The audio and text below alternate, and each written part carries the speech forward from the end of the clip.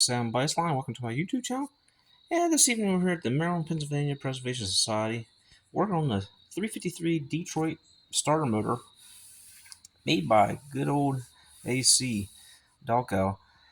And yeah, so I turned around, I had the motor, uh, I had a whole starter sent out, a pretty reputable company, and they turned around, said that they went ahead and rebuilt it for me, and was not too happy when I got it back because I asked the question, did they go ahead and take the starter switch coil off and double check it? And knowing that this starter here is always down here at Mud Creek on the engine, with all the moisture and all the dampness down here, has one thing that's always a battle. And so I turn around, I put the starter back on the engine, push the starter button, and same problem. So I turn around, I was able to go ahead and locate another starter switch coil, and I want to go ahead and take this one apart so that way I can show the problems. So I turn around, I had a situation where when I pulled it off, that this plunger here has all kinds of surface rust on, and that rust is no good. And what happens is when you energize the coil is actually right here. This is all the coil. When you energize it, that plunger is inside here and it pulls this back. And when it, actually what it does do is it pulls it, then releases it. So it pushes, the fork will push out and then engage the teeth into the ring gear. And then this is the hot lug right here. So here I am. I went ahead and took this apart. Now what I did do is, as soon as I pulled it apart, I put my nose and smelled in here to see if I could smell it being burnt. And it's definitely not burnt. I was pretty surprised. But I will show you what moisture does. Two things, without keeping things dry and trying to keep things lubricated. And you can see here, on good strong batteries, this is the hot lug right here. And you can see the arc mark right here on this disc. This disc here is a contact point, and the other contact point is right here on this copper bolt head. And what happens is you can see the arc from having weak batteries and trying to get it started. You can see where it burnt, and then it also burnt down inside the cap. And yeah, look at that. Look how it burnt right there on that main contact point, and it's also burnt here too.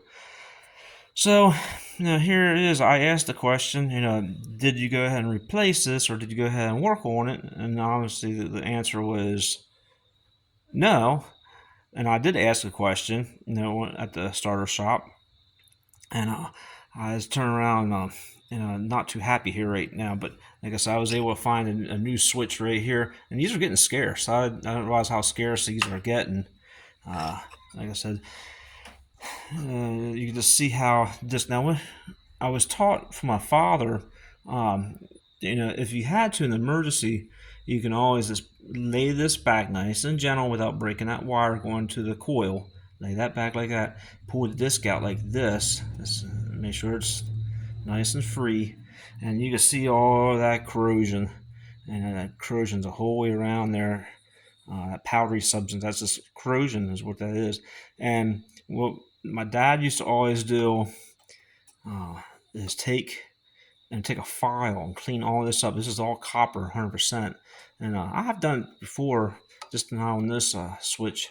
And you clean all that up and clean this backside up and get it all cleaned up best you can. And then you go ahead and you take the bolt out here, and you take a file and flatten, file the backside of that bolt head right here. And that way, you want to make sure this contact switch is nice and free in here. It's supposed to rotate a little bit.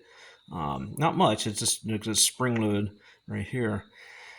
But yeah, you do all that, and then make sure the bolt on this side here, take this out and you clean that all up, and that way you can reuse it. And that's actually, then you put it all back together and work again. So what I'm going to do here I'm going to just go ahead and show that and how to clean that up.